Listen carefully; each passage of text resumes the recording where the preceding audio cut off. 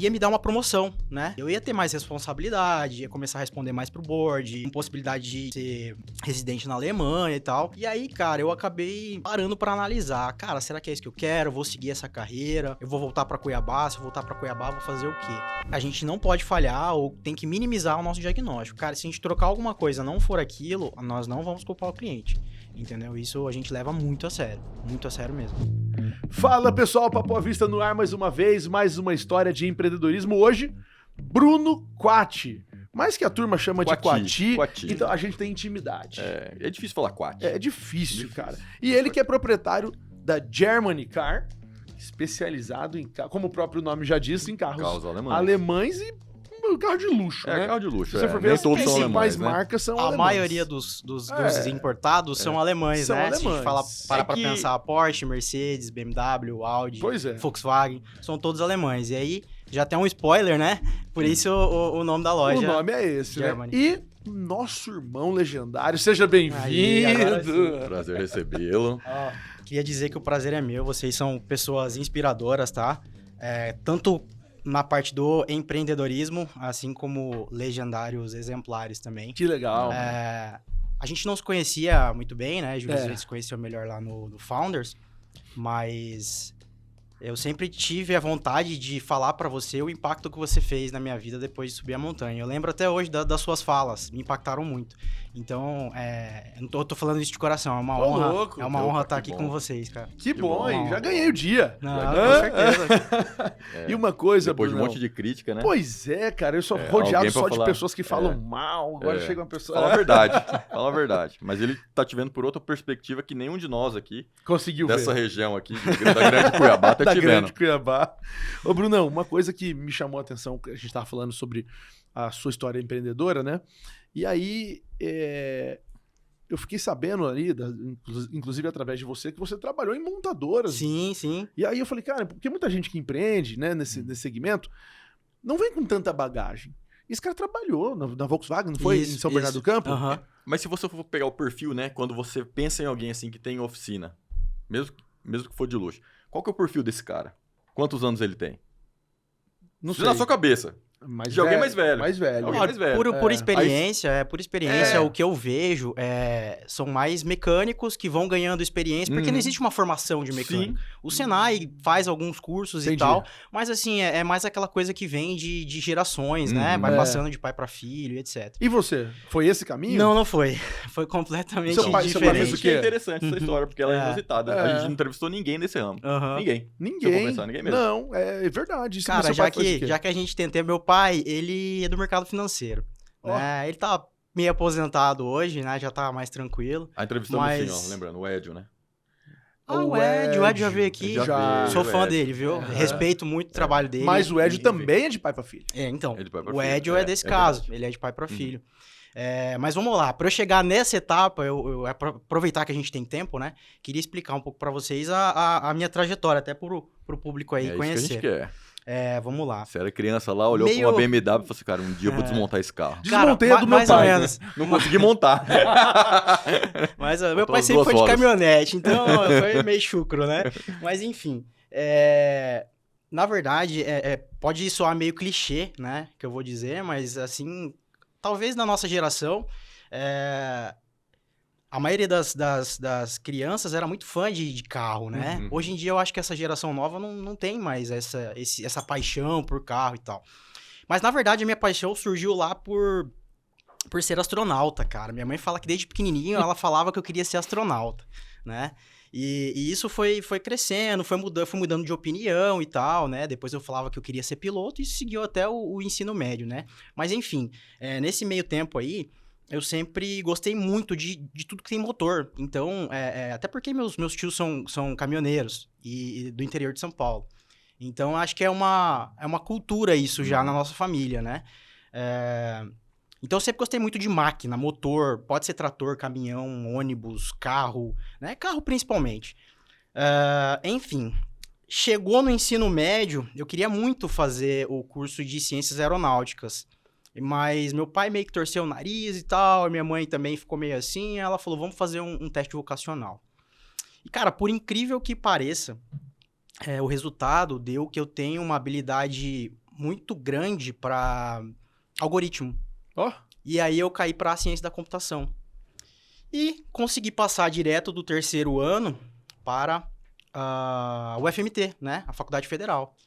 E aí, cara, é aquela comemoração da família inteira, né? Pô, passou e tal. E, pô, você carrega aquela carga, né? uhum. Só que passaram-se 2 anos, né? Eu fazendo o curso. Eu não me identifiquei muito, sabe, cara? Eu vi que eu talvez não precisava daquilo pra eu aprender. Eu era meio autodidata, justamente por ter essa mentalidade um pouco voltada para algo, essa facilidade com o algoritmo, né? Então, chegou no final do 2º ano, eu cansei, cheguei, conversei com meu pai e com minha mãe, né? E falei, ó, seguinte, eu... Cansei desses 2 anos. Não, e outra... Mas, filho, esses 2 anos foram de greve, é verdade. Não, pior que na minha época não teve greve, cara. Na minha época não teve greve. Mas, eu não me identifiquei nem com o curso, nem com a faculdade. Cara, não era um território pra mim aquilo. Eu falei, cara, isso não é pra mim. Eu comecei no mercado de trabalho também. Cheguei a trabalhar no DENIT, né? Na parte de tecnologia de informação, lá do DENIT. Trabalhei como estagiário, né?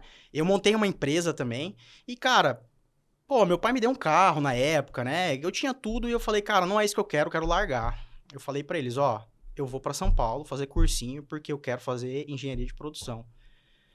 Cara, foi uma reviravolta lá em casa, né? Meu pai pulou da cadeira, falou, não, agora que você tava tranquilo, que você tava estabilizado e tal... Mas é isso, né? Enfim, minha mãe acabou... Ela já sabia, né? Me conhece muito bem. Ela já sabia, acabou convencendo, apoiando. Ela sempre me apoiou, né? Convencendo. Meu pai também, mas sempre o pai é mais difícil, né, cara? Mas acabou apoiando também e acabei indo pra lá. E, cara, com 3, 4 meses, se eu não me engano, de cursinho, eu consegui passar no Mackenzie. Não sei se vocês conhecem, a Universidade Presbiteriana Mackenzie, que fica lá em Higienópolis. E aí eu me formei, cara, em engenharia de produção. E como é que eu fui parar na Volkswagen? Cara, eu entrei como estagiário. Mas até você entrar como estagiário, cara, não sei se vocês sabem, mas não é a entrevista de emprego, entrevista de estágio que a gente fala em São Paulo, né? Em São Paulo é um mundo muito canibal. Em São Paulo é um mundo que é um processo seletivo mesmo, é como se você fosse prestar para um concurso ou para passar numa faculdade, né? Então, todas aquelas empresas da Berrini, da Faria Lima, que vocês imaginarem, eu já subi naqueles prédios, já fui fazer entrevista e tal. Cara, e na última, assim, a hora que eu tava bem desanimado, cara, e por incrível que pareça, foi a mais difícil, foi a Volkswagen, cara. Eu consegui um estágio lá. Em engenharia de produção? Engenharia de produção. Legal. Não, em engenharia, na verdade, sim. né? Que a engenharia... você pode ser engenheiro mecânico, pode ser engenheiro mecatrônico, engenheiro de produção, né? Cabia ali, né? Para aquela vaga de estágio. E, assim, não foi qualquer lugar, né, cara? Lá, eu trabalhei na ala 17, que é a ala de desenvolvimento do produto. Então, só para vocês terem ideia, a gente tinha que entrar lá pegar o celular, todo dia você informava o e-mail do celular para a segurança patrimonial para você poder entrar, e você tinha que entrar com as câmeras, eles te davam um adesivo, aqueles autodestrutivos, e você tinha que entrar com as câmeras tampadas, para você ver o nível de complexidade. Então, carros que a gente via na rua, assim, atualmente, eu já enxergava eles lá no computador há 5 anos atrás, com protótipos. Eu sei prever o próximo modelo da Volkswagen, da Amarok.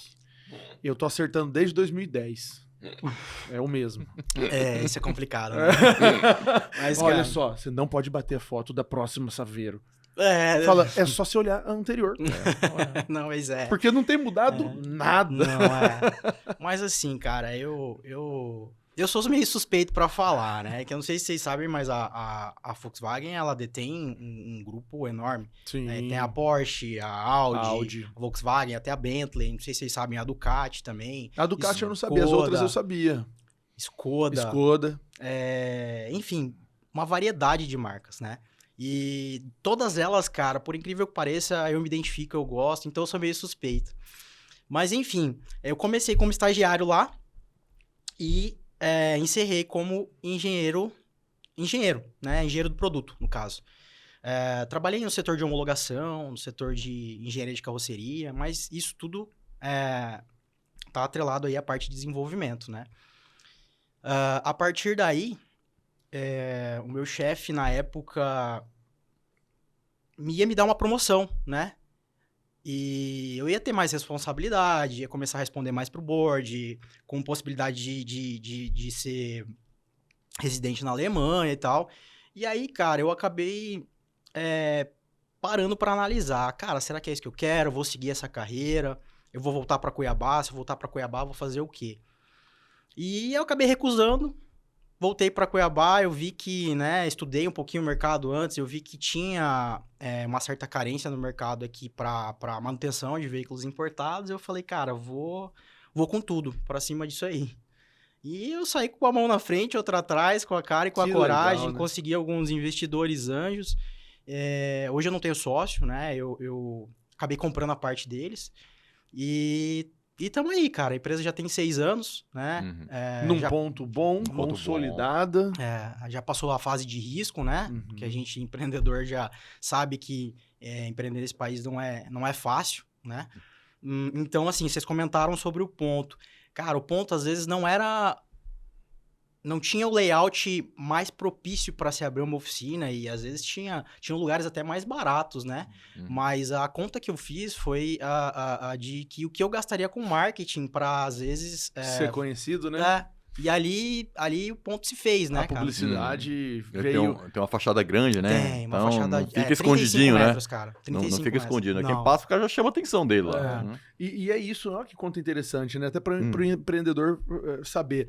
Antigamente, o cara falava assim, não, vou gastar muito com uma produção, contratando pessoas famosas e tal, e pouco com inserção. Porque daí ele fazia uma inserção no Jornal Nacional, ou no meio de uma novela, ou no Jogo do Brasil, o negócio se pagava. Aí vieram técnicas disruptivas, assim, peraí, eu não vou gastar nada com a produção, fazer uma coisa caseira, feita com celular e tudo, mas vou gastar muito com distribuição, vou colocar em todo canto. Então, sabe, são coisas, técnicas diferentes.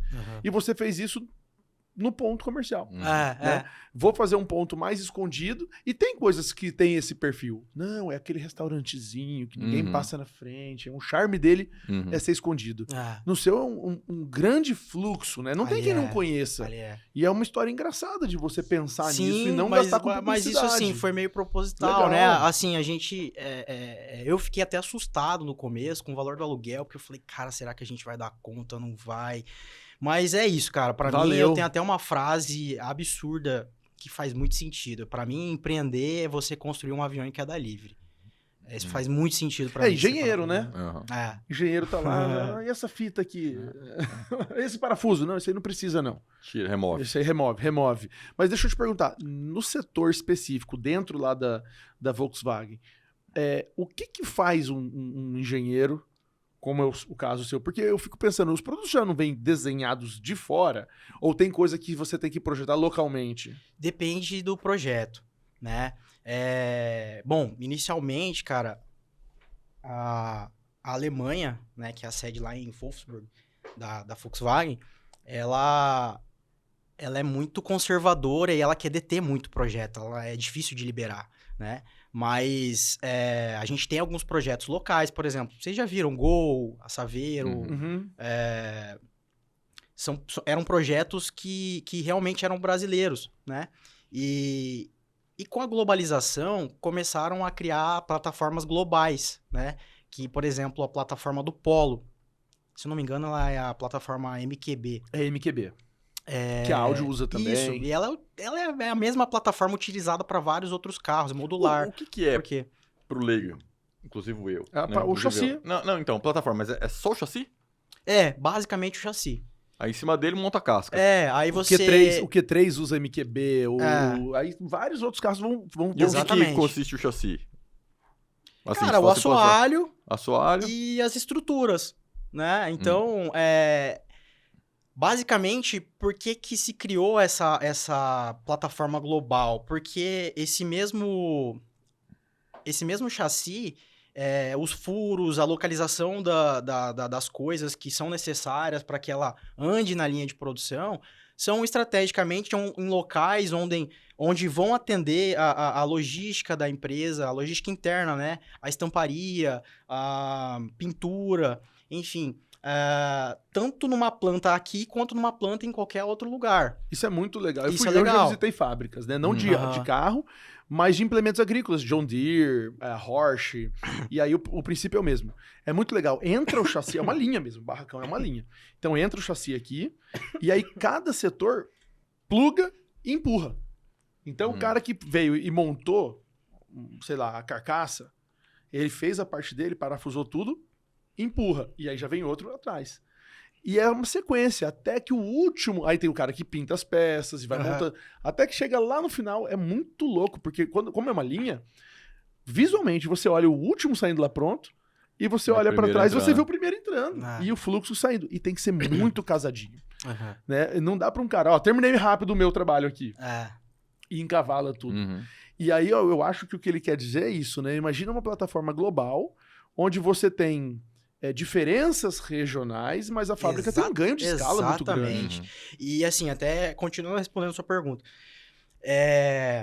o que a engenharia fazia, né, aqui? Por exemplo, validava esse projeto, porque apesar de ser uma plataforma global, existe muita tropicalização, né, do veículo. E também existem, obviamente, projetos nacionais, tá? Então a gente tem que fazer o teste para ver se a nossa estamparia... Porque, assim, tem algumas peças que não vêm de fora. Por mais que o projeto seja o mesmo, elas têm que ser estampadas aqui, por exemplo. Então, a gente tinha que ver a validação, né? Se era factível, se os nossos equipamentos daqui conseguiam fazer aquela geometria. E caso não conseguissem, aí a gente tinha que chamar todo o time de design, de logística, de pintura, para ver se as modificações que a gente precisava fazer na peça ia atender todo mundo. Ia ser aprovado então, por eles. É mais ou menos isso. Agora, assim, o que eu posso te dizer é que as normas para que um veículo, pelo menos da Volkswagen, seja aprovado, são extremamente rígidas. Então, a gente fazia muito teste. Né? Na própria ala 17, inclusive, tinha o crash test, né? Cheguei a ver alguns, é muito legal. Mesmo? Muito legal. O meu sonho era ver um desse com o Johan dentro. Será que... Amarrado no capô. Amarrado no capô. O pessoal pega no pé, né, silver tape, né? Vamos colocar o Johan aqui. Vamos testar se ele aguenta. Não daquele boneco, não. Quem? O carro? Não, o Johan mesmo. Não precisa daquele boneco, não. Não queremos machucar o boneco. Como que é? Dummy? Crash Dummy. Dummy. Crash Dummy. O que você viu de mais interessante nessa época, assim, que te chamou a atenção? Cara, a automatização das linhas, né? Principalmente ali da área de armação, que a gente chamava. O que é a área de armação? Ver os robôs trabalhando, cara, é um negócio absurdo. Você não vê a intervenção humana. E desde aquela época, e assim, mesmo a planta daqui já é uma planta mais arcaica, né? É uma planta bem antiga. E imagina o que tem na Europa, o que tem nos Estados Unidos, né? Então, assim, era muito automatizado. Por exemplo, vinha uma peça... E aí tinha um robozinho que fazia soldas, depois tinha um robozinho que passava cola certinho nos lugares específicos, né? Então, cena de filme, né? É legal, cara. Eu ficava, assim, maravilhado e queria compartilhar muito com meus amigos tudo aquilo que eu via, mas não podia, né? Aí, galera, eu tô aqui, fazendo stories aqui. E hoje, lá na Germany, você trabalha mais com manutenção ou preparação? O que? É preventiva? Pergunta. É o quê? Eu já mandei meus carros pra lá. Preventiva e corretiva. Manutenção, a gente faz praticamente de tudo. Não trabalhamos só com pneu, né? Porque, primeiro, não tem espaço. Segundo, que eu precisaria, para você conseguir ter uma boa rentabilidade de pneu, você precisa de volume e não é esse o objetivo nosso, né? E não fazemos funilaria também. E não trabalhamos com performance, por enquanto. Né? Entendi. Talvez seja um projeto futuro, mas na atual performance, eu vou voltar a essa pergunta do Gil, porque eu acho interessante até como ponto, como uma visão de cliente, né? Mas falando um pouco de performance, eu fico pensando o seguinte, a gente já teve esse debate. Já né? O cara chega lá, o engenheiro... Fantas, né? Vamos comer um schnitzel, como que é aquele prato que a gente gosta? Schnitzel. Não, mas aquele outro que a gente... Eu não gosto. Eisenbahn. Que é o joelho do porco. Eisbein. Então, tá lá o cara, tudo metódico, tá o engenheiro Aí ele projeta o carro. Aí chega aqui no Brasil, tem o Zé do Chip. E com perdão da brincadeira, e é justamente esse o nome. Não é? Não tem o Zé do Chip, alguma coisa que é famoso no Brasil? Não conheço. Zé do Chip? Zé do Chip. Pode pesquisar na internet. O cara é famoso. Aí pesquisa o Arnold... no Instagram. Zé do Chip. Aí tem lá o cara, o Arnold Schnitzel, que projetou. Eu fico pensando, aí o cara vem, troca os negócios, entra com o computador 30 lá. anos de Porsche. E fala, pronto. Mexi no... Cara, agora vai ficar muito melhor. Não, mas sabe o que acontece? E aí? É verdade? Vai ou dar não pau em é? algum lugar, É que irmão. assim, Alguém aí tá errando. obviamente o motor ele tem essa capacidade, essa elasticidade para você dar um pouquinho de performance a mais para ele, mas muitas vezes o que capa essa performance são as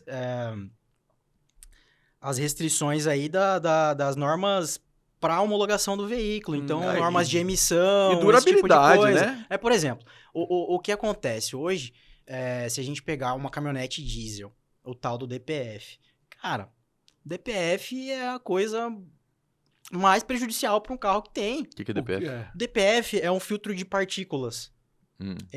Além do catalisador, vocês sabem o que é o catalisador?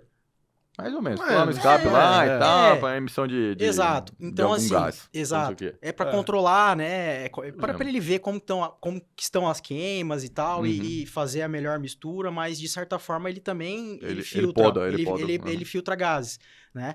Então, o DPF, na verdade, ele filtra partículas, porque o diesel ele solta muitas partículas. Só que em contrapartida, é a mesma coisa que você colocar uma rolha no meio do caminho e interferir aquilo lá, entendeu? Então, assim, por conta de emissões, foi necessário também aqui no Brasil colocar DPF em veículos a diesel. E isso atrapalha a performance, né? Aquela fluidez com que os gases vão sair de uma vez, não, ele vai ter uma interrupção no meio do caminho, né? Então, não sei se ficou claro, mas é mais nesse sentido. Agora, obviamente, existiam testes de bancada lá, que a gente colocava motores e tal, não era a minha área, né? Mas existiam testes de bancadas, onde testa-se a durabilidade dos motores em bancada, depois testa em rodagem normal, rodagem forçada, enfim. Existe uma vida útil o motor, né? A partir do momento que você faz uma performance, por mais que ela seja saudável, cara, não existe. Coisa em contrapartida vai ser comprometida. Então a vida útil com certeza diminui. Eu sempre pensei isso aí, né? Eu falei assim, cara, o cara que tá mexendo no carro por performance, um carro já com uma capacidade esportiva já alta, né? Ele sabe que o carro dele vai durar menos e que ele tá mais propenso. Ele tem que saber, né? Sim. Ele tá mais propenso a problemas. Tem que saber, né? tem que saber. Eu lembro, eu comprei uma BMW, comprei na Eurocar, como que é lá em São Paulo? Lá tem agulhas negras. Eurobike. Cara, comprei o carro, tinha 120 km, era seminovo. Veio de Cegonha, desceu aqui. 120 quilômetros, o cara... 120 km. Não é 120 mil. Mas 120. O cara tinha dado 2 voltas da quadra, né? Chegou aqui, desceu da Cegonha, peguei ele lá no distrito. Chegando na minha casa, ele já superaquecendo. Beleza. Levei na concessionária aqui em Cuiabá. Cheguei lá, o cara falou assim, você chipou, né? Eu falei, irmão, assim, olha aqui, ó. Ó o desembarque, eu peguei hoje. Paguei o frete agora, ó. Né? Não deu tempo nem de eu chegar em casa, né? Quem dirá chipar. Então, tinha naquela época, e BMW A320 principalmente, é um carro que tem chip em todas as plataformas, todas as versões dela. Alguém coloca um chip lá que ganha mais 50 cavalos. O cara é plug and play, geralmente, né? Na época era JB4, não sei, alguma coisa assim. Sim, ainda existe. Então, a concessionária já ficava assim, né? O cara vai chipar. Então, qualquer defeito que desse no carro, o carro era novo, botava culpa nisso. Botava e eles culpa têm um nisso. scanner, né? Que você põe a chave numa câmera. Hoje não tem como você passar despercebido. Na época era só na acusação mesmo, né? Era só na acusação. Então, né, como era muito fácil, mas eu tenho certeza que dava muito problema também. Sim. Porque pro cara ficar esperto nisso daí, né? Sim, existem eles falam mapas, né? Mapa. O Edio que é especialista nisso. Ele falou sobre isso, mas você não concorda que pode haver... Sim, não, é o bônus. Conflito. Sim, mas existem... É o ônus e o bônus, né? O cara fala assim, beleza, meu carro ficou top. Você tá acelerando muito e tal. Mas ele sabe que vai dar problema uma hora lá e ele já tem que estar preparado para isso. Não, mas porque existem, não foi projetado. Existem preparações mais comedidas, né? Mais suaves. Então, assim, então, lógico, o carro tá lá... A última vai continuar sendo longa turbo, ainda. né? Vamos sei lá, não sou leigo, mas o turbo lá tá programado para ter uma vida útil de 100 mil quilômetros. Se o cara faz uma preparação comedida, ele vai durar 80 mil. Então, beleza, diminuiu. O cara falou assim, não vou ficar com esse carro 80 mil mesmo. Mas é um assunto interessante. Então, né? é legal, mas tem que ter esse conhecimento. Vez ou outra morre um bodybuilder no palco lá. Aí o que os caras falam? Exatamente, o corpo foi projetado pra tal. Não, mas tem como ir tirar até mais. o limite. Vai. Chega uma hora. Ó, galera, o limite era esse aí, ó. Porque assim, não aguentou. O coração. O limite era 5 mil de testosterona. Vamos baixar pra 4.900 agora só pra ver quanto dura. Tô brincando. Um monte de coisa, né? Não, mas ó, convenhamos. Quem tá interessado em fazer performance quer acelerar. Isso aí. Então, assim, se você fizer uma performance e dirigir igual a senhora, também não vai prejudicar. O cara vai querer acelerar. Então, querendo ou não, mesmo se ele não fizesse, ele é uma pessoa já mais propensa a fazer um uso mais severo do carro, né? Sim. E hoje, o que há de modernidade aí nessas detecções de problemas do carro? Pô, eu vou chegar com um carro lá, essa BMW minha lá, pra você. Aí eu encosto ela lá, você vai passar um computador, o que é que tem? Porque antigamente o povo fala assim, troca aí a bomba de água. Não deu certo. Agora, bomba como... não sei o que lá. Tentativa e erro, cara. Porra, a minha foi assim. O cara foi trocando. 20 dias pra chegar da Alemanha a peça. Eu falei, cara, 20 dias. Aí chegou e falou, não era essa. Foi, porra. Erramos. Não, isso é uma coisa que a gente leva muito a sério, cara. É diagnóstico, né? É até o nosso branding, né? Além de transparência e idoneidade, que é o que a gente sempre tenta manter, né? Sempre não, a gente tem que manter, né? Outra coisa, a gente não pode falhar ou tem que minimizar o nosso diagnóstico. Cara, se a gente trocar alguma coisa não for aquilo, nós não vamos culpar o cliente, entendeu? Isso a gente leva muito a sério mesmo. Então, assim, as pessoas têm mania de chegar na oficina, né? Acender alguma luz no painel e falar, passa o aparelho. Apaga aí. Não, passa o aparelho. Cara, não é só passar um aparelho. É a mesma coisa que você chegar pra um... eu tô grávida, passa o ultrassom aqui.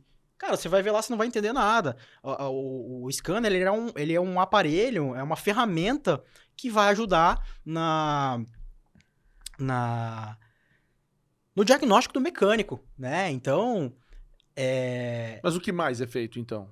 Uma inspeção visual? Com certeza, teste de rodagem. Tá. Entendeu? Por exemplo, troca-se... A gente tem aí já um estoque de algumas peças que costumam dar mais problema. Por exemplo, uma bobina, uma vela e tal. Então, existem técnicas também para você fazer isso. Se a gente não tiver, o que vai dar no aparelho? Por exemplo, seu carro é 4 cilindros. Lá no aparelho fala que tá dando uma falha de explosão no cilindro 4. Então, a gente vai lá, inverte a bobina do cilindro 3 para o cilindro 4. E se apaga o código, vai fazer uma rodagem. Se acender for pro cilindro 3, matou a charada. Entendeu? Então, assim, técnicas, existem né? técnicas, né? Pra você... Não adianta você ter o chat GPT lá, você não consegue usar o prompt. Então, o cara dá um livro pro analfabeto. Não adianta nada. Isso é interessante, cara. E, assim, é algo que até eu chamei o Juliano Caju uns tempos atrás pra ir lá na loja e falei, cara, o que dá pra gente automatizar aqui e tal? Cara, até ele ficou meio assim, falou, cara... Nem a Rosana dava pra gente colocar no atendimento, porque cada orçamento é muito específico, entendeu? Mas eu, como cliente, te falo, recebi foto, que foi trocado. Você recebeu, legal. E me dá o feedback, isso aqui, olha, nós vamos fazer essa mudança aqui. A Porsche, ela tem... É muito difícil acessar o motor dela. A gente explica, porque às vezes as pessoas falam, cara, essa mão de obra aqui, não, antes a gente já explica, entendeu? A Porsche, ela tem aquele motor boxer, né? E aí, ela tem...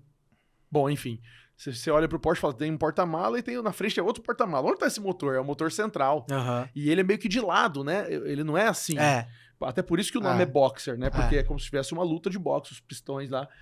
E aí ele falou, pra acessar isso aqui, cara, tem que desmontar muita coisa. No teu caso, é por causa da capota.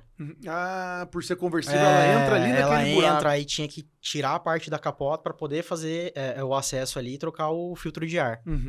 Então é muita coisa. E foi tudo bem explicadinho. Legal. Isso faz a diferença. Faz demais. Não, é isso que eu falei pra vocês, né? Idoneidade, transparência, capacitação tecnológica, o que a gente tenta... Quando você leva o carro numa loja de pneu, e aí você vai trocar o pneu, sempre assim, desbalanceado, desalinhado, cambagem, tem aquele kit, né? Tudo. Esse cara tá me enganando, sempre. Porque você não entende nada, né? Então, é esse paradigma que a gente tenta quebrar. Isso. Tá? O cara Então, fala, assim... se tem um prego aqui, não tem. Ele pega na sua frente. Pá, aqui, tem. ó, tô falando, agora tem. Esse paradigma que a gente tenta quebrar. Então, antes de passar o orçamento, é que no seu caso foi uma revisão. Uhum. Mas, assim, eu pedi para os meninos desmontar... Eu pedi não, isso já é padrão, né? Os meninos desmontam o filtro para mostrar para você, olha, realmente precisa trocar. Tanto é que eu lembro do teu caso, o filtro de ar de cabine não precisou de substituição, porque ele estava novo ainda. Mas o de ar do motor precisava. Então, isso a gente faz. Você já e a gente documenta. Na hora. Falou, isso aqui não precisa. Na hora, porque é um não precisa, segmento. Você tá me falando que não precisa? É um segmento que as pessoas têm um pé atrás por falta de conhecimento mesmo. Não conheço motor de carro, não conheço quais são as revisões necessárias, qual que é a peça que tem um desgaste naquele KM. A gente não tem. E aí você pega uma mulher, então, que leva, né? Ela já vai e fala assim, ó, vai me enganar. Mas agora eu quero te fazer uma pergunta. Claro. Todo negócio, você tem que estar olhando, a gente fala muito em business, matriz SWOT, né? Então, forças, fraquezas, ameaças, oportunidades. E aí, a Kodak, por exemplo, é um caso emblemático de uma empresa que se negou a ir para máquina digital. E aí, deu no que deu. Você, analisando esse cenário como um todo, o carro elétrico, ele tá aí. Ah, tudo bem, ele não pegou, né? Mas ela tá aí. Mas ele tá Eu vivo. lembro que eu, quando comprei em 2015, que ele era modelo 14, que foi aquela promoção no final do ano. Foi um pouquinho mais o seu, 2016, 2017. Sempre é nessa data. Eu acho que eu falava 14, era 15, Gil. Depois eu fui atrás. Não, ele era 14, você deve ter comprado 16. Porque a gente não tinha sociedade de 15. E aí você comprou, a gente já era sócio. O que acontece? Sempre, Mas eu sempre comprei é zero. Eu comprei zero. Porque há um shopping de Curitiba. Mas eles, na época, o i3 ele tinha 2 anos de uso. O zero ele tinha 2 anos de uso, lembra? Ah, você teve um i3. Foi o O primeiro i3 daqui. ele tinha 2 anos de uso. Ele chegava 0, 14. Você tava em ele chegou 17, zero no ele chegava Brasil, 14. mas ele foi fabricado em 14 na Europa. Entendi. E aí, é isso aí, Gil. É isso aí. Isso aí. E aí, porque eu lembro que ele no documento era 14, 15. E aí, um shopping de Curitiba deu de Final de ano, final acho que era de ano, Natal, na né? promoção do shopping. Você ganhou. Não, uma mulher ganhou, eu Ele comprei. comprou. Comprei você aqui no comprou Cuiabá, na não máquina. tinha. E eu comprei, achei em Curitiba. E aí, quando a gente comprou zero, mas ele já veio com esse... Já tinha. E aí, se faz a conta, minha mulher tem há quase 10 anos carro elétrico. E desde então ela nunca teve carro que não foi elétrico. Nunca. Então só vem trocando de carro elétrico.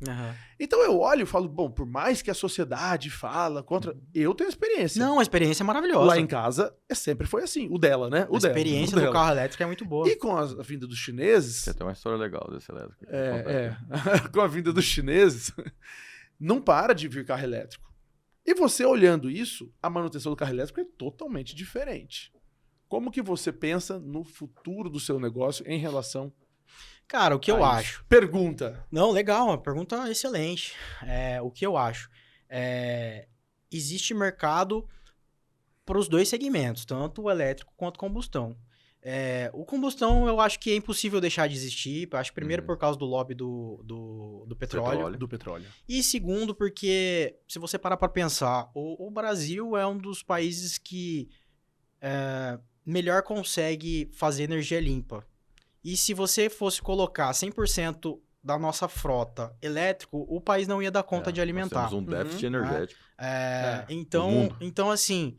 E nós somos bons em combustível renovável. Não é que eu não gosto de elétrico e eu sou hater, mas eu acho que se você for para analisar friamente, você chega à conclusão de que, cara, ele pode evoluir bastante, mas ele ainda vai compartilhar o mercado com combustão. Combustão não vai deixar de existir. Ele vai conquistar um mercado, E eu acho muito grande ainda. Não, vai. E a experiência é muito legal, cara, é muito boa. Só que, como tudo que é novo no mercado, né, assusta e gera muita controvérsia, gera muita polêmica e tal. E eu acho que assim, a gente tem que esperar pra ver o que vai acontecer. Mas é uma tendência. E o que eu recomendo hoje é um carro híbrido, que você tem o melhor dos dois mundos ali. Mas a questão de manutenção, sim, eu acho que todas as oficinas têm que começar a se preparar para fazer o atendimento de veículos elétricos, e nós também já estamos preparados. Opa! Tá? Então, tem o nosso mecânico-chefe, ele já foi umas 2 vezes para o sul fazer cursos e especializações, mas assim, até hoje a gente não teve experiências com o carro elétrico lá na loja, mas a gente está preparado. Aí, é legal. Então os caras estão à frente. Não, isso é bom. Quando começou esse negócio do carro elétrico, né? O Júlio começou a comprar. Aí um dia, não sei que vídeo que ele tinha que assistir, ele tava inspirado, né, em ter carro elétrico. E aí, verdade isso aí, essa história é venérea. Aí ele pegou e falou pra mim, não, porque carro elétrico é evolução e tal. E eu não fui na onda dele. Aí ele falou assim, você é um troglodita, que combustível fóssil ainda, o mundo é elétrico e não sei o quê. Mas, cara, me encheu o saco. Mas me encheu o saco com força. Diz que é, né? Pá, combustível eu fiz uma fóssil. tatuagem da Greta. Combustível fóssil. Eu falei, beleza. Passou uns 2 meses, né? Ele quietinho, ele chegou com uma Dodge Ram. Eu acho que ele comprou, ele ficou com vergonha de falar, porque ele apareceu, né? Com uma Dodge Ram V8, fazia 2,5 por litro, né? Eu falei assim... Suco de dinossauro, ela bebe. Assim, ecologista, né? Assim. Mas eu faço minha parte. Lá em casa eu tenho os 2 carros.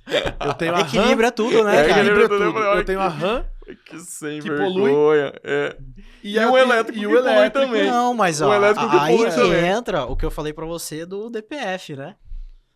Você chegou a tirar o DPF do seu carro? Não. Então pronto. Então, ainda não. Agora já deu a ideia. Você eu não sabia que você tinha... tá atendendo... Mas, então, nesse caso, até voltando naquele assunto, você tirar o DPF e você tem que fazer uma reprogramação no carro, o carro vai ficar mais potente, é benéfico, tá? Entendi. Legal, mas no legal. meu caso, a Ram tem só não é benéfico pro meio ambiente. A Ram é muito potente. Mas, ó, esse negócio 426 cavalos. Mas ela tem limitador, né? Esse negócio Acho que vai só até 190, né? Aí, ó. Só até 190. Eu sei que eu já testei esse limitador. Chegou a hora que ela vai...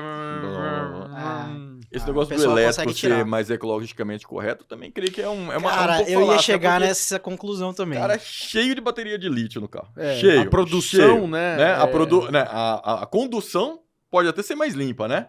Apesar que a gente tá lá queimando carvão pra gerar eletricidade. Dependendo do lugar. Dependendo do lugar, pro carro ir lá. Mas na hora do descarte dessa bateria, cara, uma pilha é uma encheção de saco. Sim. Não, o descarte é no lugar correto, uma pilha, palito, né? Agora imagina as baterias desse carro. É assim, né? Não é tudo isso, né? Não é. Alguém tem que fazer essa conta. Você não é engenheiro. Alguém tem que fazer essa conta e mandar pra mim já mastigado. Cadê o chat GPT aí? Não, mas existem estudos que comparam a vida útil do elétrico e do combustão. Se você for parar para analisar, em muitos dos casos, na vida útil completa do elétrico, ele acaba sendo mais poluente que o combustão. Uhum. Porque hoje o combustão, ele tem muitas alternativas, tem muita tecnologia já. O motor é o mesmo desde muitos anos atrás. Então, o pessoal vai se aperfeiçoando, vai gerando menos emissões, então, vai sendo mais econômico. Mas a evolução... Sim. É isso que eu ia chegar para você. Essa evolução pode vir para o elétrico também. Essa parte de evolução de consumo no veículo a combustão, não vejo isso aí, né? Quando você começou a dirigir, tinha 18 anos. Tem agora 42, vai 25 anos. Eu acho Faz 25 que a anos. evolução... Eu tinha um Astra que fazia 7 na gasolina. Fala um carro para mim hoje que faz 8, 9 a gasolina aí. Não, mas eu acho que na emissão. Na emissão, beleza. Mas no consumo, cara, não assim, mas que eu ia chegar agora e o meu carro ia fazer 20 por 1. Mas não, mas eu vou te falar. Antes era 2.0. Isso que eu ia falar, é o hoje downsizing. Hoje ele é 1.4, é o downsizing. É 1.4 turbo que consome a mesma coisa. Não, ele acaba consumindo menos, cara. Consome menos. Com a palavra engenheiro. Não, ele consome menos. O Johan tinha um Uno. Cara, era Mob? Mob. O Mob é o Uno... que tem airbag e... Uno, ele é um Uno pra geração... Nutella. Né? Eu ia falar porque o Uno verdadeiro... Pega no pé dele, o Uno verdadeiro tinha 500 cavalos, irmão. Tinha. O Uno verdadeiro... O Uno da escada. Se você colocar essa escada no teto... Ele vai por 800. Ele vai por 800 cavalos. Ia daqui pra Aripuanã, sem abastecer, e não tinha toleiro que parava. Não tinha toleiro. Aí falaram assim, não, mas a gente não consegue botar airbag nem ABS nesse carro. Vamos fazer um projeto novo. Fizeram um Mob.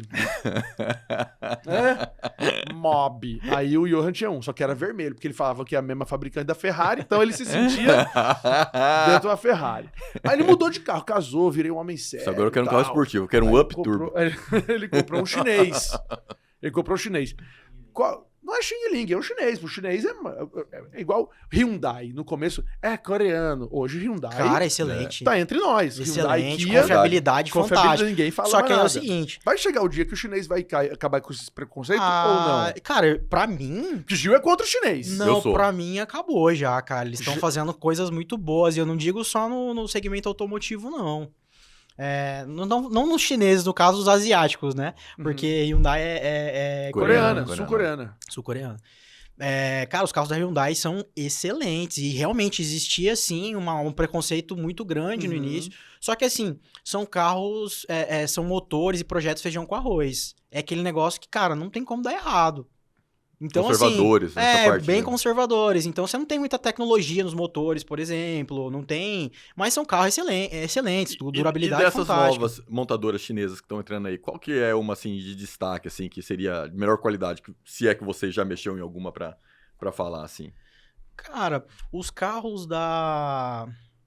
Quem que fabrica o Tigo mesmo? É o dele. É o dele. Não, a Caoa é a Chery, a marca. A Chery. A Caoa fabricava o Tigo no Brasil. A Chery deu um pé na bunda do dono da Caoa, falou assim, não, agora eu vou montar minha fábrica própria aí. E aí a Caoa passou agora a fazer... Não, pesquisa aí. A Caoa... Não, a Caoa agora tá fabricando... A fabricação é a Chery. A fabricante é Da a Chery. Tigo é a Chery, então. Então, Aí você pesquisa agora, a Caoa tá fabricando quem? Que a Caoa agora aproveitou a fábrica dela pra trazer uma outra marca. E a- Pesquisa aí, cara. às vezes no Google, no chat GPT, Não, é porque ele tá falando, não sabe. não sabe, Não, Não sabe. Brincadeira. Pesquisa aí. Não, então, assim, os carros da Chery não são ruins, entendeu? Cara, são carros novos, então vão ter certos problemas, vão Só dar lá na uns frente. desgastes precoces e tal. Mas, cara, no geral, a gente já atendeu, não são ruins, não, cara. Até porque alguns carros compartilham, acho que, se não me engano, alguns motores da Hyundai. Ah, é? É. Aí, ó. Então, assim... Eu vou ter que Ah. pesquisar. Não, larga, vamos, para. Tá bom, Ei, fica beleza. insistindo em umas Tranquilo, coisas, irmão. tranquilo. Nossa audiência, deixa aqui nos Investe comentários. seu tempo em outra pessoa. Porque... Vamos engajar, deixa nos comentários aí. Mas não são carros ruins, só que assim, o que eu vejo de problema hoje é o mercado de peças aftermarket, que a gente chama, né? Então, se você precisar dar manutenção num carro desse, você vai morrer na concessionária, só eles que detêm a peça, só eles que distribuem, porque não compensa para grandes fabricantes fazerem essas peças e soltarem no mercado de reposição, entendeu? Então, por exemplo, hoje carro elétrico a gente passa muito por isso, né? Se você... Cara, quantos Dolphins, por exemplo, que é um mais fácil, mais Da acessível BYD, para se né? comprar. Tem o Dolphin da e o BYD. Dolphin Mini. É o Dolphin Mini.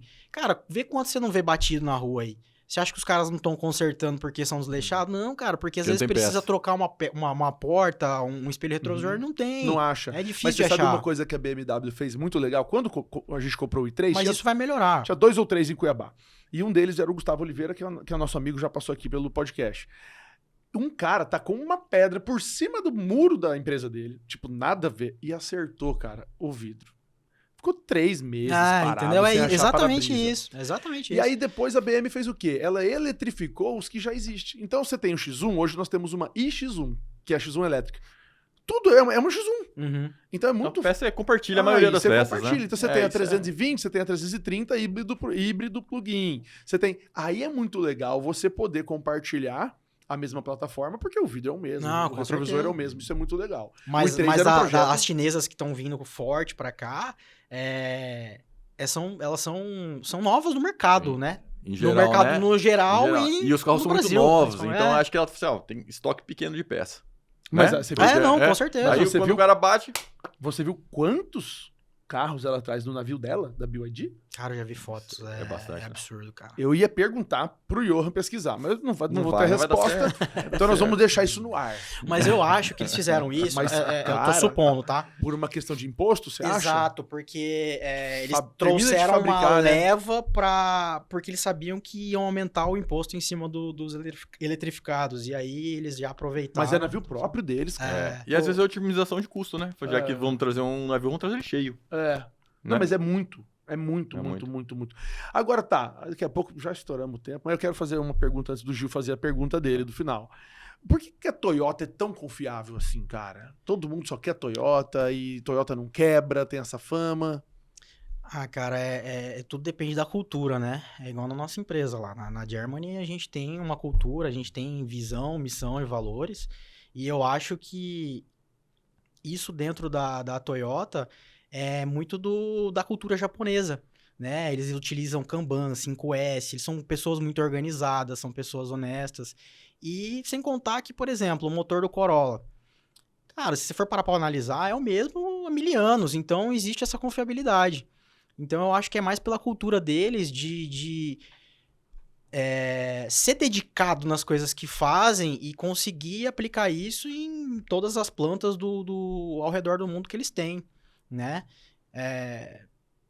É isso, cara. Eu acho que é isso. A disciplina do japonês, né? E inova pouco. Você vê que é sempre assim. A inovaçãozinha. É pra colocar um USB lá, uma entrada USB no carro lá. Isso. Porque tá dando Você certo. matou a charada. Aquela mídia. Minha mãe tem um Corolla, né? Aham. Aquela mídia, cara, é péssima do Corolla. Só que assim, tradicionalzinha, não muda. Funciona. Todo mundo na onda do elétrico. A Toyota não tem elétrico, ela então. tem o híbrido, mas é um híbridozinho. E aí, do empresa híbrido, eu muito acho que ela pé foi no um dos chão, primeiros, né? né? Mas com é Prius, leve, né? é híbrido leve, não é híbrido plug-in. Uhum. Então é um híbridozinho leve, que ela se Ela regenera. é muito pé no chão. Pé no chão, né? Então, ou seja, se depender da Toyota, sua oficina não tem viabilidade nenhuma. Não, tanto é que assim, tem alguns amigos que têm carros da Toyota e às vezes querem levar lá, eu falo, cara, às vezes não compensa. É mesmo. Porque eu gosto do serviço da Toyota, eu acho que até nas concessionárias eles conseguem implementar essa cultura, né? Então, as peças deles são baratas e cara, você vai Todos os colocar... problemas já estão mapeados na concessionária. Tá entendeu? arranjando aqui. Isso aí é o encosto Já da sabe cabeça, o que é. né? Nós já entrevistamos o dono da Toyota daqui, o Grupo Canopus. Baita Topzera, episódio também. muito Pra bom, aprender com o muito Marcos bom. Cruz. Mas Legal. enfim, E tamo aí, aí, chegamos ao final. Tem que perguntar pra você o que é o sucesso. Eu Cara, quero ver sua visão. Ver Não, carro vamos lá. quebrado na rua. Não, pô. Eu fico feliz. Pra eu te responder essa pergunta, eu vou contar uma historinha. Minha mãe, ela sempre me disse desde pequeno que o bem mais precioso que a gente tem é o nosso nome. Então, levando isso em consideração, sucesso pra mim, cara, é você atingir seus objetivos, as suas metas ou aquilo que foi proposto, sem passar por cima de ninguém, com mérito próprio e mantendo sempre seus valores e princípios, né? Eu digo que eu faço uma comparação, né? Quando a gente chega cansado do trabalho em casa, teve aquele dia exaustivo, mas mesmo assim a gente tem uma sensação boa de dever cumprido, né? E a gente consegue colocar a cabeça no travesseiro e dormir tranquilo. Então, cara, sucesso pra mim é isso, é atingir seus objetivos, mantendo os seus valores e princípios. Boa. Boa definição. Boa. Queria presentear você, cara, com uma Maravilha, caneca cara. pintada à mão pelo Rafael Jonier, uma obra de arte mesmo. Linda, cara, linda. Pra linda, que linda. você Obrigado. possa lembrar da sua passagem aqui no nosso programa. Não, isso aí vai ficar gravado no YouTube. Boa. E outra coisa, é uma camiseta, um voucher aí pra você passar lá na loja do nosso patrocinador, Almagrino. Legal, cara. Algodão. Que estamos aqui. Ó, me chamei mais 100% vezes, pô. Mato Grossense. Me chamei mais vestido vezes. de Almagrino. Já vai lá, você já tá de Tem preto. polo lá também, tem outras... Tem o que você quiser. Pima, o Júlio está tô recomendando. usando algodão. Já esse não é o aqui primeiro Pima também, episódio. Pima, adoro. Algodão Pima e algodão mato-grossense. Exatamente. Baita marca, muito baita bom, parceiro. muito bom. E empreendedores mato-grossenses, né? Isso aí. Vamos honrar eles aqui. E o outro é o livro do nosso pastor Alexandre Dotto, Forjados. Show de bola. Vai ser uma leitura fenomenal na sua vida aí, Muito vai bom. ajudar a edificar a sua casa. Com Boa. certeza. Eu já pretendia comprar, fico muito feliz que tô ganhando esse de vocês, inclusive. Obrigado, pessoal. Obrigado Massa. mesmo. Muito bom. Passa o seu Instagram, você tá produzindo uns videozinhos ali, uns conteúdos. Tô que eu tô ligado. tentando entrar no digital agora, né? Vamos ver como é que vai ser Como é que é o Insta? essa carreira aí. É bruno.quat. Bruno.quat. E se Com você dois tá com T's. Com dúvida 2 T's. Com de dois como T's. que escreve, é igual Quati. Só que aí você Só que bota é com dois dois T's. vezes e pronto. Olha lá, ó. Que legal, tá fazendo um conteúdo bacana. Filho ou filha? Filha, Júlia, Filha, já chegou? chega final do mês que vem. Ah, que legal. Estamos Boa na lá. expectativa aí. Tá fazendo. Olha lá, o que raios é Safe Lock? Então é um jeito de você estar aprendendo Ah, e ter conteúdo bacana. E não faça como, olha lá, ó, Germany Car Service, CBA, é o Insta da oficina. E não faça como o Johan. Esses dias eu tava andando com o Johan, o carro fazendo barulho. Eu falei, Johan, você tem que resolver isso. Ele aumentou o volume do som. Pronto, não, esse resolveu. aí... Não é assim que se resolve. Então você fica atento aí com os problemas do seu carro.